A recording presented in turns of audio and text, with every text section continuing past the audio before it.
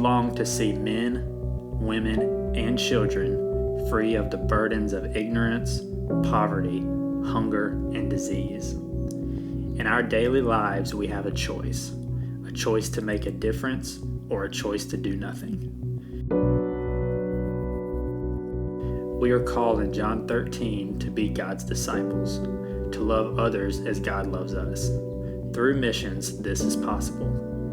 You can be used by God to serve, help, and love those in need.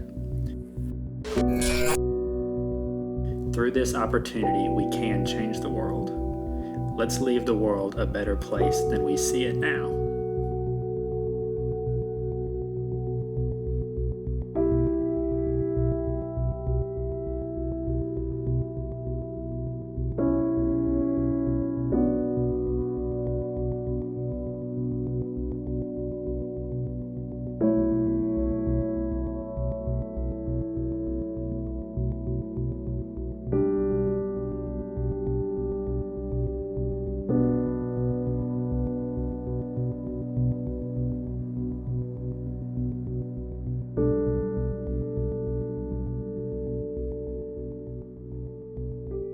Esperanza Viva started in the mid-1980s when my dad started coming to Honduras with a group of college friends of his.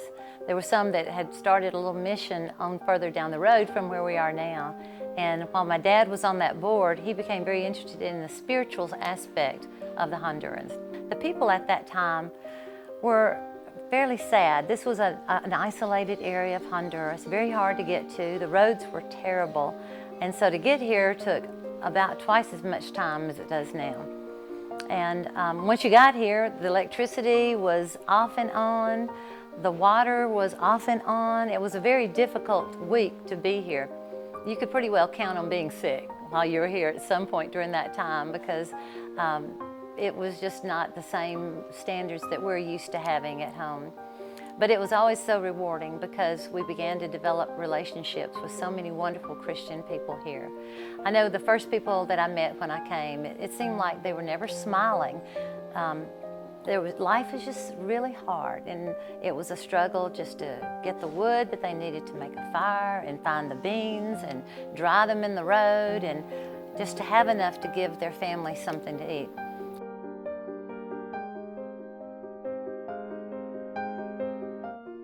Throughout the years, the immediate needs that we did in the valley was to help improve homes.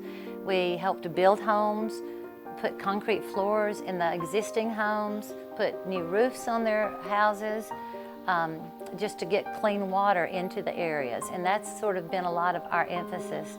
Today, we still do that. Most of our communities have concrete floors now. The roads coming here have improved so that now it's much easier to get here.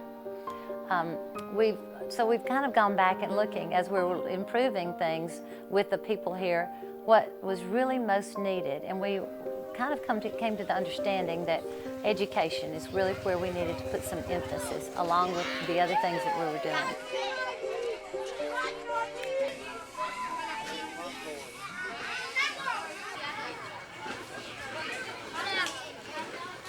This is the middle classroom. We've decided this classroom is the wild classroom. There's always one, so they're a little bit loud. They're working on a, por favor, yo quiero mirar este. We have bracelets that they were able to make that say, I love my neighbor. ¿Te gusta este? Sí. And very pretty little girls, muy bonitas, muchas gracias. In the summertime, children are in schools. So we'll take our groups to schools. We will have prepared a vacation Bible school type activity so that we could go in and teach a story, do a craft. We generally feed the children. We found the best thing to feed them is to make peanut butter and jelly sandwiches. We make a big vat of milk, powdered milk, which they love. And we'll usually take them a treat or something like that to do. And that is a huge treat for them. So we began a program, another friend of ours began a program of sponsoring secondary students. Children in Honduras can go to school for free through 6th grade if they can get a uniform. and the schools are usually pretty available in each community. After 6th grade, there are fees that have to be paid, and it's a lot more difficult for families with a lot of children to be able to send their kids to school. And so most of the time they didn't go to school. They would send them into the fields, the bean fields, the corn fields, some kind of labor. With our program, we began by sponsoring a child for secondary schools, and it would pay for their fees that were needed, their supplies, their uniforms, so that they could go to school. We have been so blessed by so many of our scholars that have come through our program. One of those students that is especially close to my heart, two of them actually, are Carla and Daisy Sanchez. I think that a person or a woman that goes through a scholarship program and goes out to Juticalpa, for example, or even to Tegucigalpa to study, it makes them see, or it makes the girls see, that there's more in life than just being married or just having kids and taking care of them. Esperanza Viva had, in fact,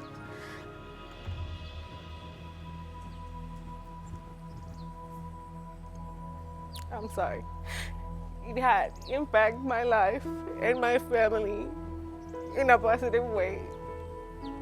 After our loss from my dad and my mom losing her job, it had helped my older sister and me being on a scholarship program for university, and had made me grow in my faith, and I have grown as a human, as a person wanting to help others who needs it the most, because I'm thankful for what I've received and what I have achieved after having a university scholarship.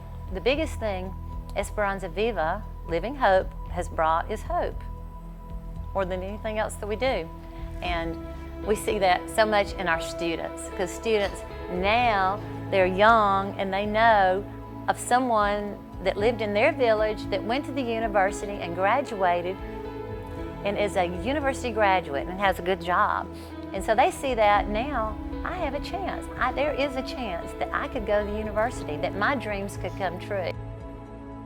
On this trip, we have had, we did a youth day, which was the first one we've done like this. We've done some other activities, but we went out to our farm. We had one pastor, some speakers doing short speeches and music, and we made it just for teenagers. We fed them hamburgers and hot dogs, and played lots of games, gave prizes. It turned out to be just a wonderful day that I think we were all blessed from. They appreciated it so much. They had so much fun, and it'll certainly be something that we will continue. We've been building our children's home for the past 2.5 years, and so groups have been very involved with that, with having to actually dig the footing for the fence that goes around the outside of the children's home, to laying brick, to paving driveways, making the railings to go around the porch. We have also some of the groups that are coming in are pastors that have come in to work with the local ministers in Honduras. They have very little training, formal training, and so our pastors from the U.S. come and really try to touch on subjects that would help the local pastors and ministers to be able to better minister to their flock.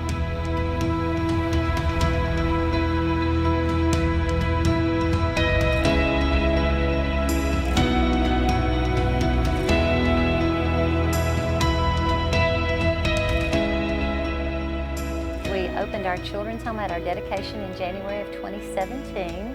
Our first little girl came to our home in March. It's a home with love, acceptance. Those children are happy and healthy, and it's such a joy to see them running and playing on our farm. These little girls were taken two of them off the streets of Tegucigalpa with their mother. One was taken from a bar that was a house of prostitution, and she was exposed to everything, 5 years old, and was not even potty trained. These are the children that we prayed for when we first started thinking about this mission, that we prayed for these kids to have a place of safety where they would be loved and they could be raised as Honduran women, strong Honduran women, and given every opportunity that we can give them that they're able to do. The most important thing about life is relationships, your relationship with God and your relationship with people. And if you love both, then that's all we're called to do, is love God and love people. It's the people you meet that keep you coming back, the relationships you make with the kids. The credibility of ministry that Esperanza Viva has brought here. I keep coming back because of the relationships. Impacted my life by showing me how good we have it. By far the best thing Esperanza Viva has done is the orphanage. We're not trying to change them and make them into Americans. We're trying to help them be the best they can be here in Honduras. It's not a matter of whether I have other plans. It's like, I'm going to Honduras this time, so I have to plan around that. And the kids you meet, they remember everything. As you come, you build relationships with the locals and with the kids and just with other people on your mission group as well. Esperanza Viva has given me a new perspective on people and relationships. I think one of the best things that Esperanza Viva does is bringing joy and happiness to a kid. If you've ever thought about missions or even heard about it, don't hesitate. Make it happen. Because when you're touching people, and it's about relationships, it's about when we have teenagers out on this porch every day, and it's full of children from the streets of Colaco that really don't have homes.